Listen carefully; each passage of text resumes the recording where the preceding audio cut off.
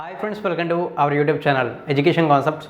Friends, మనకి recently చూసుకుంటే central గవర్నమెంట్కి సంబంధించిన nuclear power corporation of India limited నుంచి 243 పోస్టులకి నోటిఫికేషన్ రావడం జరిగింది. అయితే ఈ నోటిఫికేషన్లో మనకి అసిస్టెంట్ గ్రేడ్ 1కి సంబంధించినటువంటి పోస్టులు ఉన్నాయి. వీటికి ఎనీ డిగ్రీ క్వాలిఫికేషన్తో అప్లై అయితే చేయొచ్చు. ఒకవేళ మీరు కనుక డిగ్రీ క్వాలిఫికేషన్ ఉన్నట్లయితే ఈ వీడియోని ఎండింగ్ వరకు అయితే చూసి నోటిఫికేషన్ డీటెయిల్స్ క్లియర్గా తెలుసుకోండి. ఇక మనం ఆలస్యం చేయకుండా మెయిన్ డీటెయిల్స్లోకి వెళ్ళిపోదాం. ఒకసారి మనం మెయిన్ డీటెయిల్స్లో చూసినట్లయితే ఇది మనకి నోటిఫికేషన్ పీడిఎఫ్. ఇక్కడ చూడండి, మనకి nuclear power corporation of India limited అని చెప్పి మెన్షన్ అయితే చేశారు. ఫస్ట్ ఆఫ్ ఆల్ మనం ఈ నోటిఫికేషన్ సంబంధించిన ఇంపార్టెంట్ డేట్స్ అనేది చెక్ చేద్దాం. ఇంపార్టెంట్ డేట్స్ ఒకసారి మనం చెక్ చేసినట్లయితే ఈ జాబ్స్కి సంబంధించిన ఆన్లైన్ అప్లికేషన్స్ అనేవి మనకి ఈ నెల 6వ తారీఖు నుంచి, అంటే 2022 డిసెంబర్ 6వ తారీఖు నుంచి తీసుకోవడం అయితే జరుగుతుంది. ఇక అప్లై అయితే చేయడానికి లాస్ట్ డేట్ ఎప్పుడు అనేది మనం మాట్లాడుకుంటే ఆన్లైన్ అప్లికేషన్ లాస్ట్ డేటు 2023 జనవరి 5వ తారీఖు అనేది లాస్ట్ డేట్గా మెన్షన్ చేశారు. ఫ్రెండ్స్, ఈ నోటిఫికేషన్ సంబంధించిన ఒక ఇంపార్టెంట్ ఇన్ఫర్మేషన్ ఏంటంటే నోటిఫికేషన్ అంతా కూడా చెక్ చేసాను, ఎక్కడ కూడా మనకి అప్లికేషన్ ఫీజుకి సంబంధించిన ఇన్ఫర్మేషన్ ఇవ్వలేదు. ఎట్ ది సేమ్ టైం కొన్ని ఆన్లైన్ వెబ్సైట్స్లో కూడా చెక్ చేస్తే ఎక్కడ కూడా అప్లికేషన్ ఫీజు ఉందంటూ కూడా మనకి మెన్షన్ అయితే చేయలేదు. మోస్ట్ ప్రాబబ్లీ ఈ జాబ్స్కి అప్లికేషన్ ఫీజు లేదు. ఇంట్రెస్ట్ ఉన్న క్యాండిడేట్స్ డైరెక్ట్గా ఆన్లైన్లో అప్లై అయితే చేయొచ్చు. సో ఇక నెక్స్ట్ మనం మెయిన్ డీటెయిల్స్లోకి వెళ్దాం.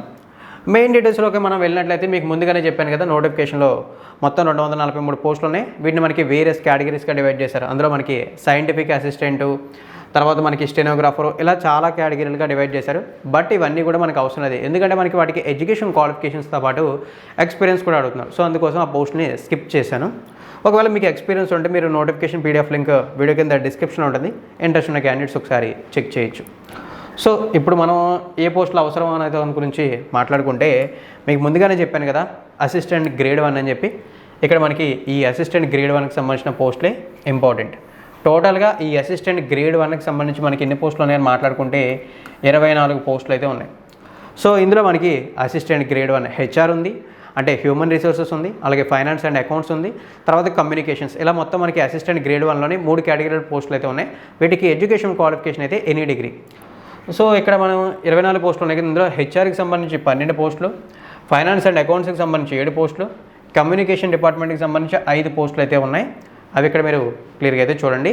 ఇక్కడ పోస్టుల డీటెయిల్స్ తెలుసుకున్నాం కదా, నోటిఫికేషన్లో ఏవైతే ఈ పోస్టులు ఉన్నాయో వీటికి సంబంధించిన ఫర్దర్ డీటెయిల్స్ ఇప్పుడు చెక్ చేద్దాం. ఫ్రెండ్స్, ఇక ఈ పోస్టులకు సంబంధించిన ఫర్దర్ డీటెయిల్స్లో భాగంగా మనం ఎడ్యుకేషన్ క్వాలిఫికేషన్స్ని ముందుగా చెక్ చేద్దాం. ఇక్కడ మనం ముందుగా ఎడ్యుకేషన్ క్వాలిఫికేషన్స్ చూసుకుంటే ఒకసారి నేను సర్కిల్ అయితే చేస్తున్నాను చూడండి. Any bachelor degree with minimum 50% marks in from a recognized university or institute అని చెప్పి మెన్షన్ అయితే చేశారు.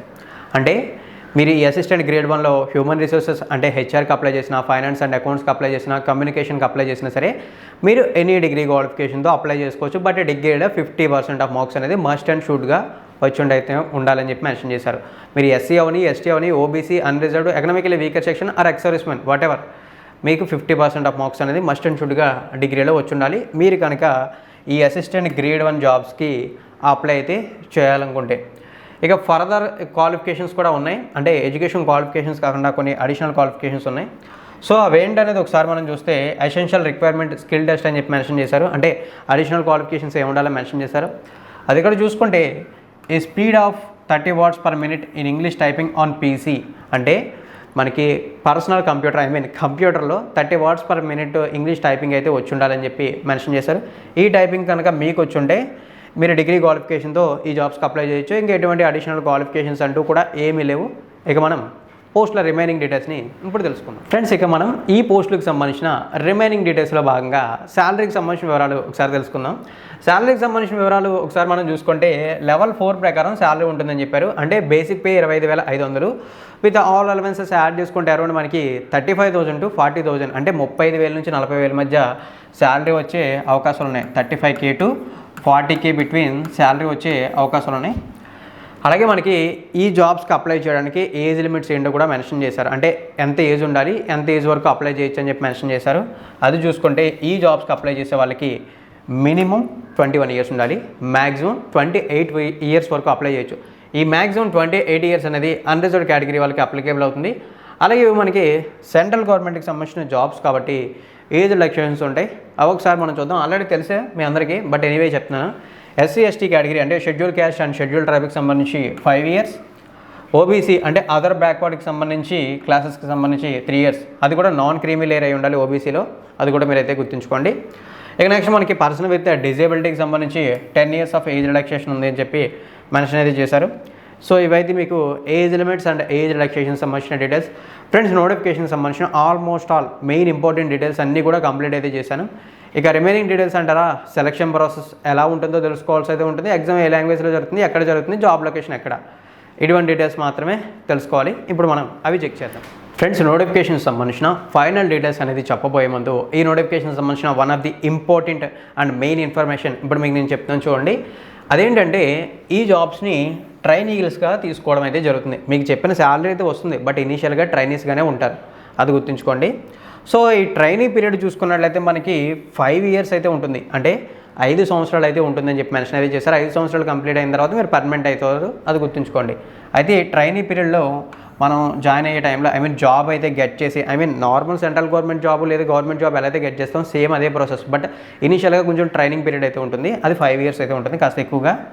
సో ఈ ట్రైనింగ్ పీరియడ్కి సంబంధించి మనం ట్రైనింగ్ తీసుకునే టైంలో ఒక సర్వీస్ బాండ్ అయితే ఇవ్వాల్సి ఉంటుంది. ఆ సర్వీస్ బాండ్ వర్త్ ఎంత అని మనం మాట్లాడుకుంటే 2,79,000 రూపాయలు. ఇక్కడ మనకి 3,03,000 అయితే ఉంది, బట్ అవి కేటగిరీ 1 పోస్టులకు సంబంధించి. ఇప్పుడు మనం కేటగిరీ 2కి సంబంధించిన assistant grade 1 HR, finance and accounts, communication పోస్టులు తెలుసుకున్నాం, ఇవన్నీ కూడా గ్రేడ్ 2కి సంబంధించి. అందుకే మనకి 2,79,000 సర్వీస్ బాండ్ అయితే ఉంటుందని చెప్పి మెన్షన్ అయితే చేశాను. ఈ పాయింట్ మీరు క్లియర్గా అయితే గుర్తుంచుకోండి. మీ 5 years of time period complete అవ్వగానే ఈ అమౌంట్ మీకు రిటర్న్ కూడా అవుతుంది, అది కూడా మీరు అయితే గుర్తుంచుకోండి. సెలక్షన్ ప్రాసెస్ కూడా ఇక్కడ మనకి క్లియర్గా అయితే ఇచ్చేశారు.